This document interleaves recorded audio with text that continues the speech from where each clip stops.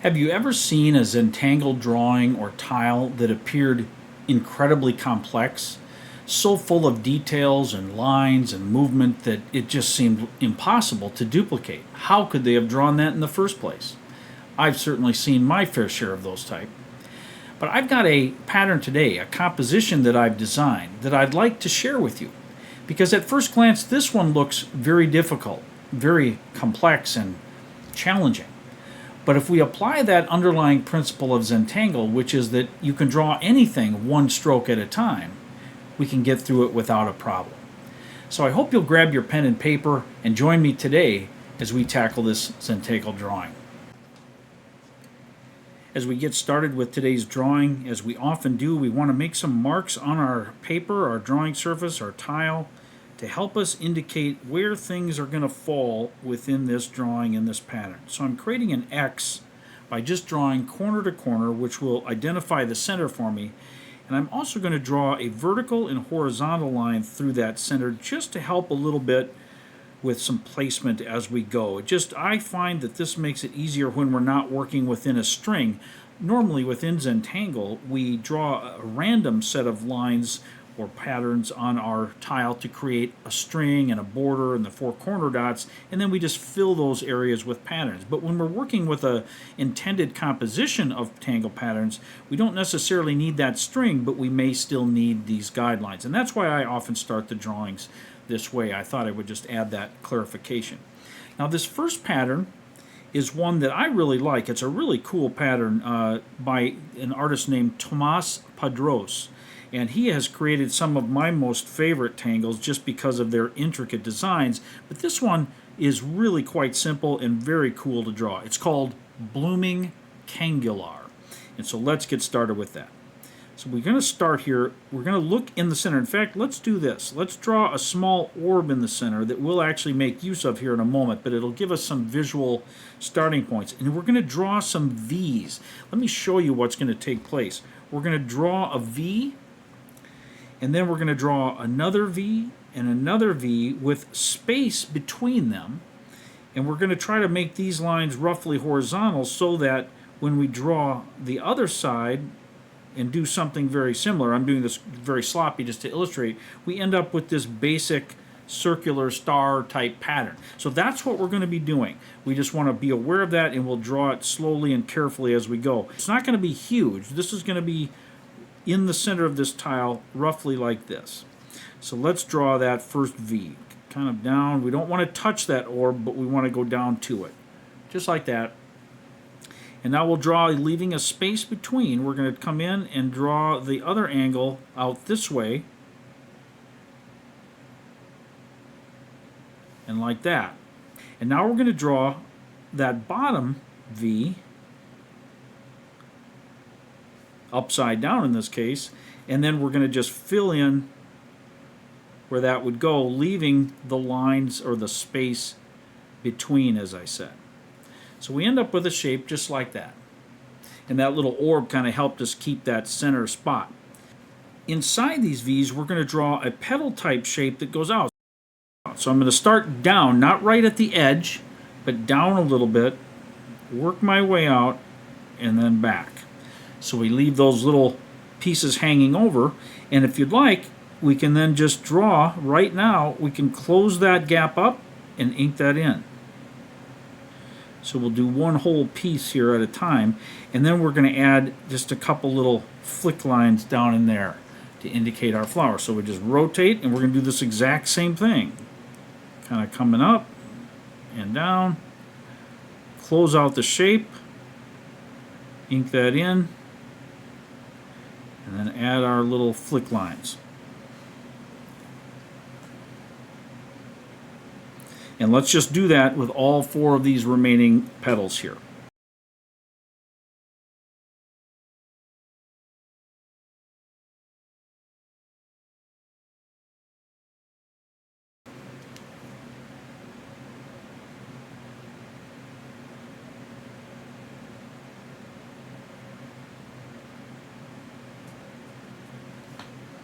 Okay. Now that we have that, we're going to continue on with this pattern, a little more embellishment. We're going to ink in the center, And we're going to draw a line straight from that center right between these pieces. And right when we get to the end, just as we go past that, we're going to make a little teardrop shape. It's kind of like that. And ink that in. And we'll do that between all of these spaces that we've created, right to the center line, or the center dot rather.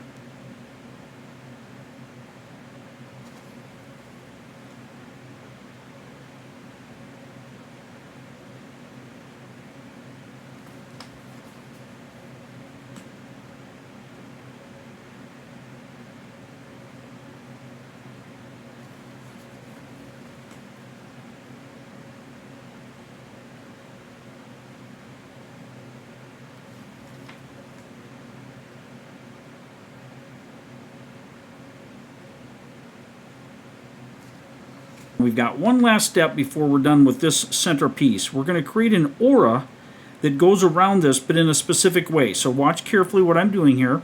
We're going to start that aura inside or down a ways from this edge, kind of straight over, and we're going to go up around the little piece that we just made, that little teardrop shape, and connect.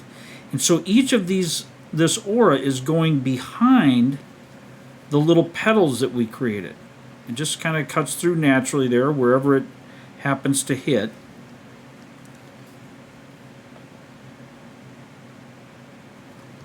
And so you can eyeball the space you're keeping from this black edge, or you can just do it by feel, so to speak, or by sight.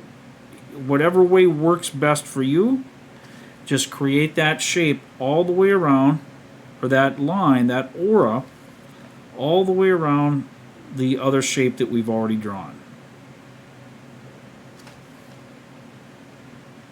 So now that we've got that completed, we can begin building on the pattern that we're making for the entire composition. So let's acquaint you here. We've got these bumps, I call them, and then these little petals or points. So pick one of them. I'll just pick the top one here. This leftmost bump and the petal, and then another bump. We're going to draw a shape called Mooka that arcs up and over, bumps up against here, and then returns the stem back there. So this is the shape we're going to make. It's going to go over and back. That's the shape. It's called Mooka, or at least a version of Mooka. Just back like that is how I tend to make that. But we want to make it so that it fits just like I'm going to show you here. So I'm going to start it here, and it's going to curve up, touch there, and curve over. So fairly small. Then we're going to start right above that. We're going to curve up again a little bit higher because we want to make a larger of the same exact shape that connects to this one. So we're going to go like this.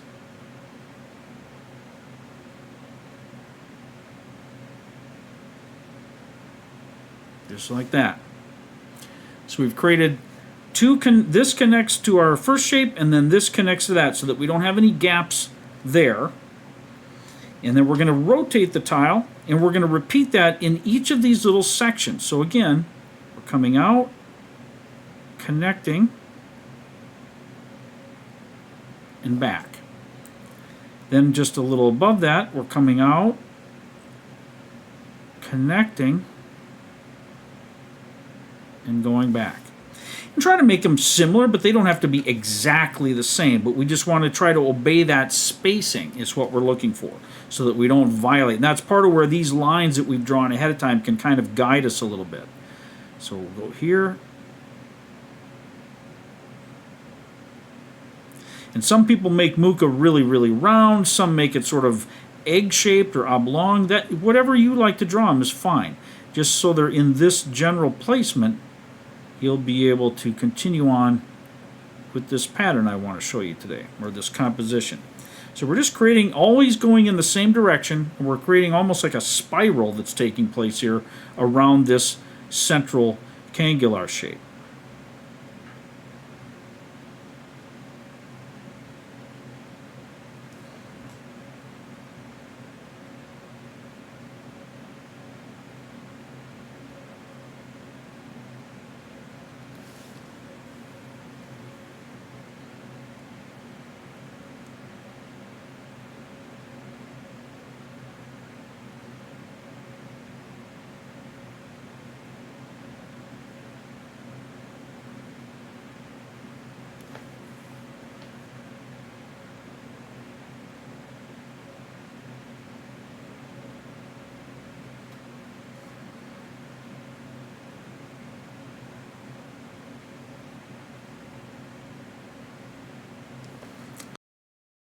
So we've worked all the way around the pattern and we end up with this. So now while we're here, let's add the additional details. So on each of these larger pieces, the ones that are on the outermost part, we want to draw some auras that follow this line that is part of the Mooka shape itself. I'll again zoom in here. So this line, we want to aura that and just create little curves that go all the way down in these spaces. We want to do that with all of these outer ones.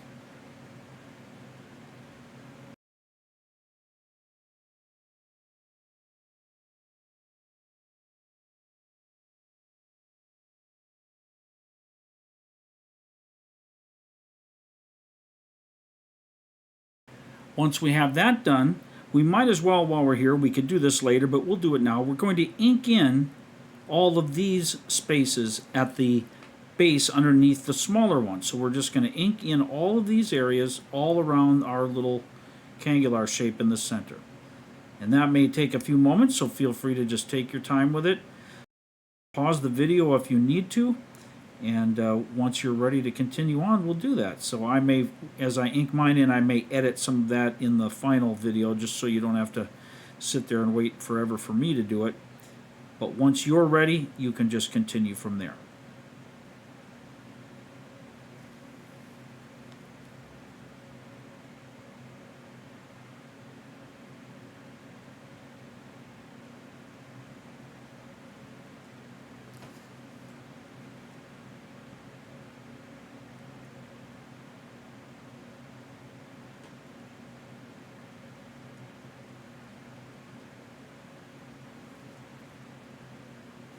So now that we've got this central portion completed, we can move on to another step. But first, we need to create an aura around this entire shape. Don't leave a lot of space, but it doesn't have to be laser close either. Just sort of follow the general curvature of this shape that we've already got here and create an aura or a line around the entire thing.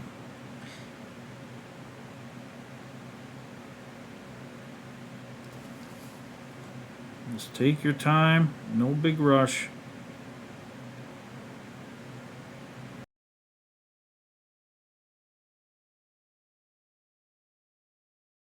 Once we have that aura, we can now go to the next step. And we're going to target these spaces here in between. We're going to draw some more of these Mooka shapes, but we're going to draw a couple small ones. We're just going to draw one that comes up about to the top, if you will, if you're looking at this Mooka shape, to the top of that and curves back, so it'll be small, and then we're going to draw a larger one that connects again. So observe how we do this. Just going to come up here, create a nice little small one there, and then right from there we'll create one that comes up a little bit bigger and connects right like that. And we'll just repeat that same process around the whole piece. So a small one, and then a larger one, just so we're creating some additional reverse spin here now on our shape.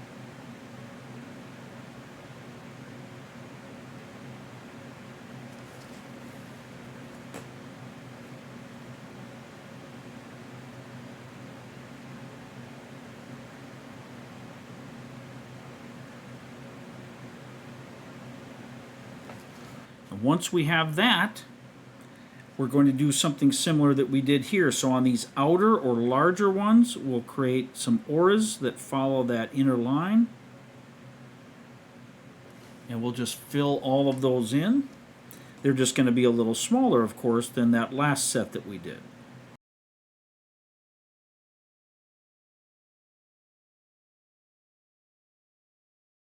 And next we'll do very similar as we did here. We will ink in the area in that smaller piece. The space left behind, so to speak. And that's part of why we created that extra aura, so that we would have a border up against which we could do our shading. Otherwise we would just have this huge open space and it would all get filled in, or we couldn't fill it in at all, and it would just look it just wouldn't look as nice or as uniform. So this allows us to do things by creating the occasional aura. It's just a nice tip to learn for any Zentangle drawing. Auras are just really powerful in the pattern drawing world, because by creating an aura, and the auras themselves can be varied: dashed lines, dots, imperfect lines or disconnected lines, solid lines, lines of different weight and thickness. But those auras themselves can take on an important role in the composition that we do, or even in how that same old pattern that we've used a million times, by adding auras in just the right way, it can really allow us new options and enhance what we can do with pattern drawing.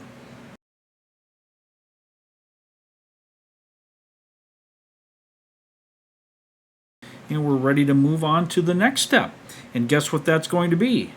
That's right, we're going to create an aura around this entire shape, very similar to what we did before, similar spacing and so on. You don't have to follow every little nip and tuck there, but just follow that general shape all around this entire pattern.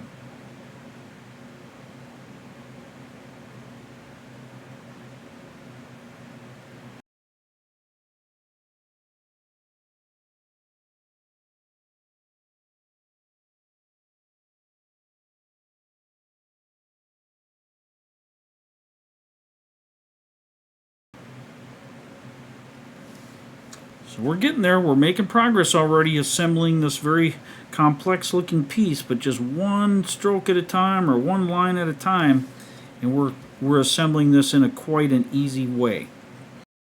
The next step now is we want to identify the spaces where we have a Mooka that goes left and one that goes right that are touching each other. Those connected, or sort of touching each other, they're in the same location. And where we see that, we're going to draw some flux or leaf shapes. We're going to go up from the center,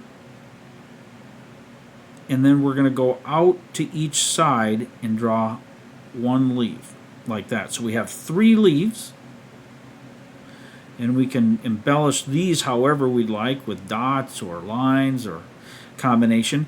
But then we also want to add little orbs with a white space that we leave for a reflection in between these petals. This will just give us a little more contrast, because we're getting lots of lines going on in this drawing. So having a little dark spot here and there, not only is it kind of ornamental, but it helps us to break up all those lines and do something that draws the eye a little differently. So now we'll rotate our tiles. Here we have one going left, one going right. So we'll put our our flux shape rather right in between there.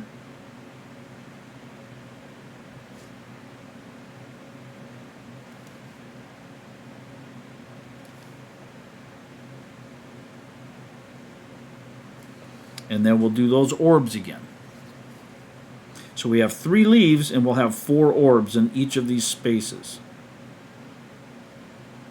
if your spacing is comparable to my own. Now you may find that the way you drew yours, your drawing might be slightly different dimensions, because everybody sort of draws at different sizes and different lengths and so on, and it may not all fit exactly the same way. But if you need to leave one petal out, or maybe you only had room for 1 leaf there or something, that sort of thing, then just do the best you can and follow this general pattern around the line here.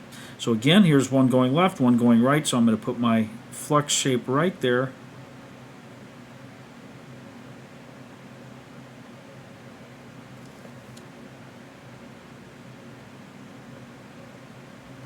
And then my orbs.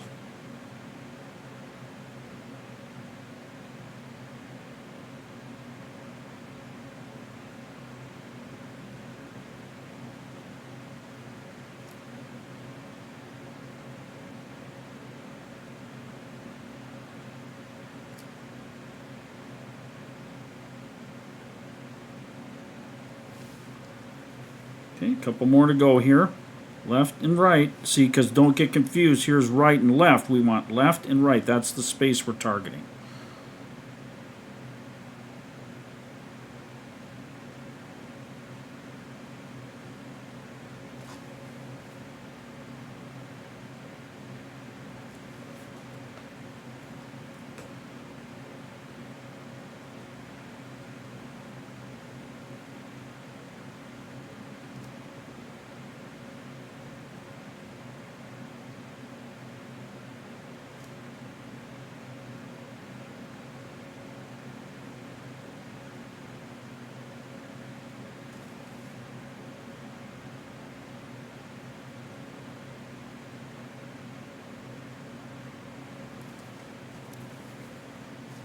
Left and right.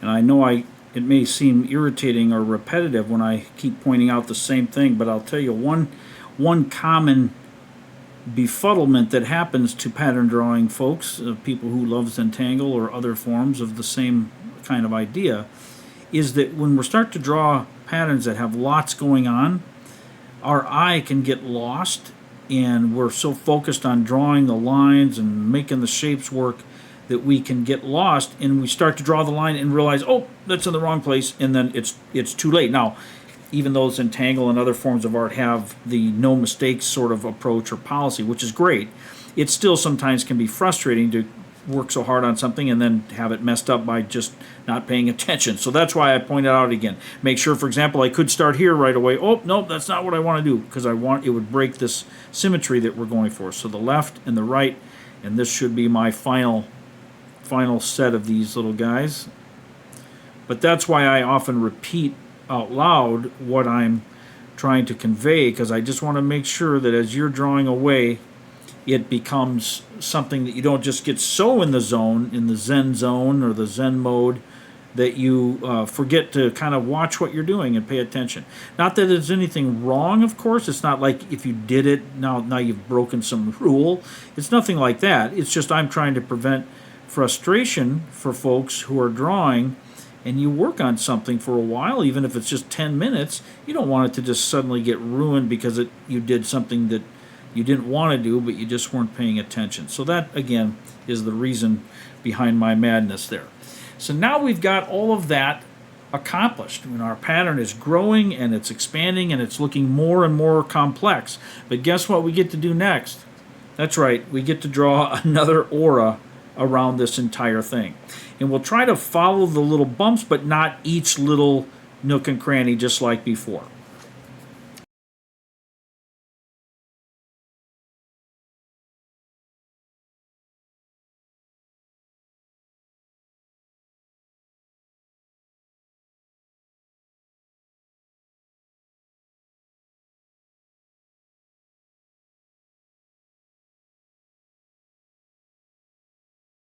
So we've got this really interesting pattern as it has spiraled out, but we want to add just a little bit more to it as we go here. So what we're going to do is we're going to create some larger Mookas to break up this white space a little bit, and just to add a little more chaos, if you will, to our spinning, whirling pattern. Right about where these little orbs are on our fluxes, I'm going to draw a Mooka that comes out up in here.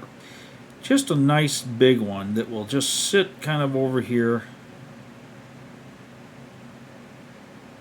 and give some external interest to this. And now I'm going to rotate a little bit. I'm going to do the same thing from this rough same area, but I'm going to go in this direction now to this big corner here.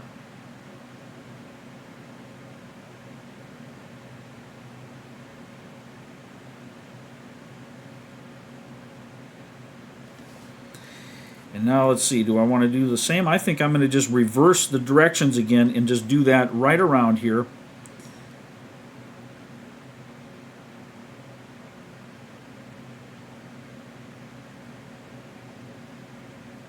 And by direction, I mean which way the Mooka is facing. And so I'll do one more here into this corner.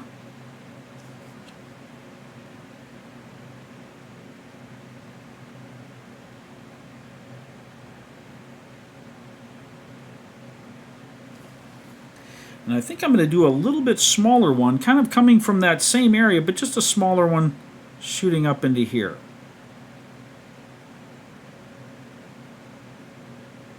Just add a little more visual interest that way. I'm going to do the same over here on this opposite corner. So I'm just right across. Whoops, I'm sorry. So I did it here. I'm going to do it now straight across this way.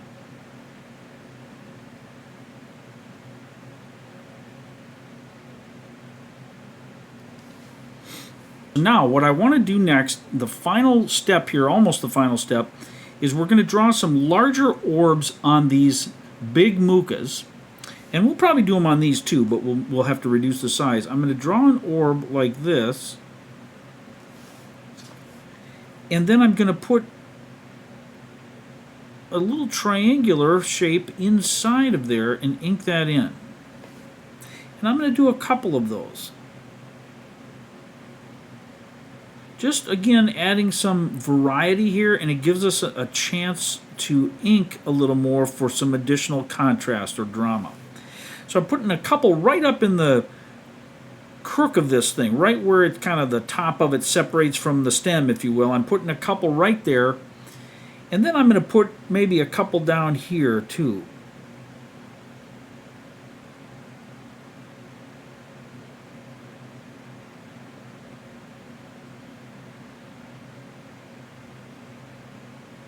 And you might want to alter the direction of those little triangles inside so they don't look like they're facing the exact same way. These are very similar. These are a little tipped. Just gives you some variety that way. Now I'm going to go over here. Let's do it on all the large ones first, and we'll see how that looks.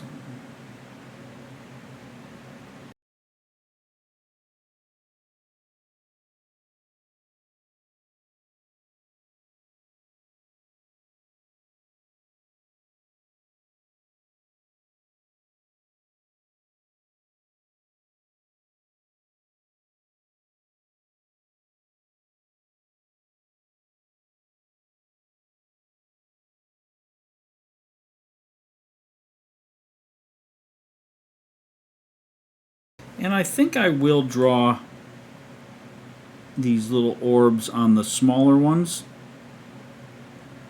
The orbs with the triangles, but I think I'm just going to use one instead of two.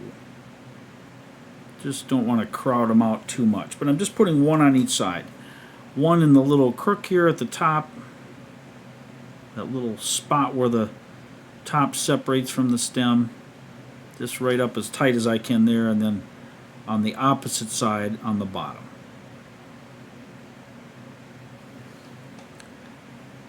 So now we get to one more time create an aura around this entire piece.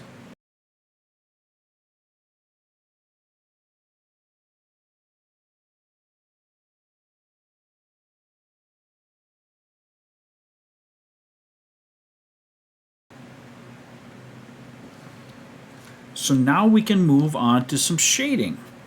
So I'm going to put a little bit in the petal areas of the blooming Kangular shape.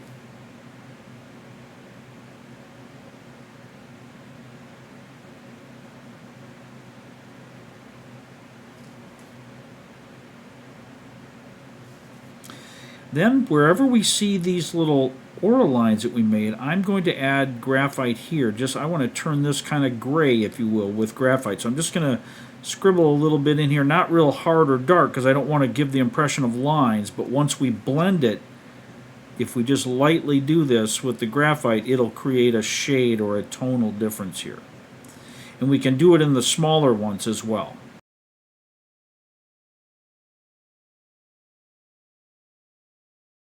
We also want to add some shading to our flux. I like to shade flux just by a little graphite in the bottom, especially when they come together like that, because it gives the sense of depth going down here, and it gets, as it comes out, it's rising a bit. So I just find that is an easy and convenient way to create that tonal difference and the depth all at one time.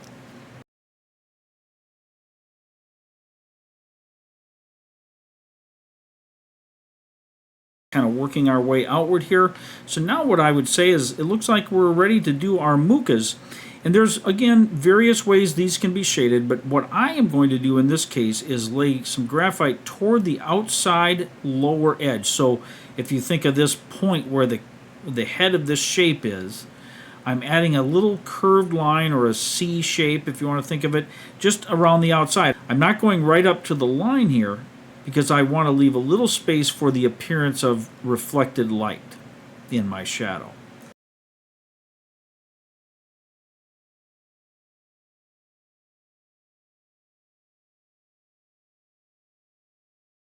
I can grab my tortillon or paper stump, and if you've done it like me, I just give a gentle, very light swirl like that, and it starts to create that wonderful three-dimensional look to this thing. Now the smaller ones are a little harder to determine or to see, but nevertheless that effect does carry forward really well. Just blend that, smooth it out a little bit, and look at that dimensional shape with very minimal effort.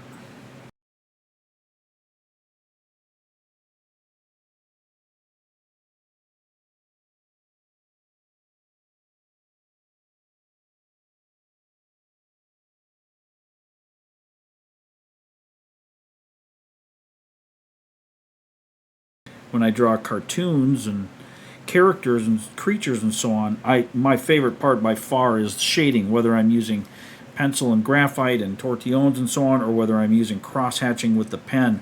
That's the part I love the most, because it's where the drawing really takes on form and shape and starts to be exciting to look at, and it's not just a flat piece on the page. Even if it's a simple cartoon, I mean, you can get more or less detailed, of course, depending what you're drawing, but I just love the shading part. I know it can be a more tedious part.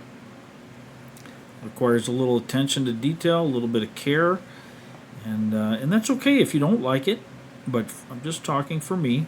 I enjoy it, I love it, and it is a part of the Zentangle method formally, so of course I'm going to show that to you and teach that to you. Here I just want to bring out that little bit that we placed in the middle and just sort of feather it outward to make that look less like a little blotch there in the corner and more like either a shadow or just differences in tone that these little petals may have from the pieces around them. But there is our final drawing for today, so we'll add our chop or our signature to this wherever you'd like, of course. And let's see, I'm going to put mine right about here, I think.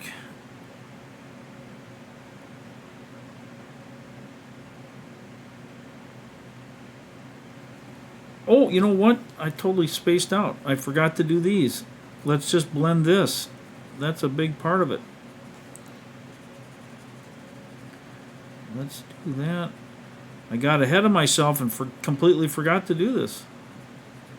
It just adds a little bit additional sensibility to it here, I think. I love the tonal differences. Just blending.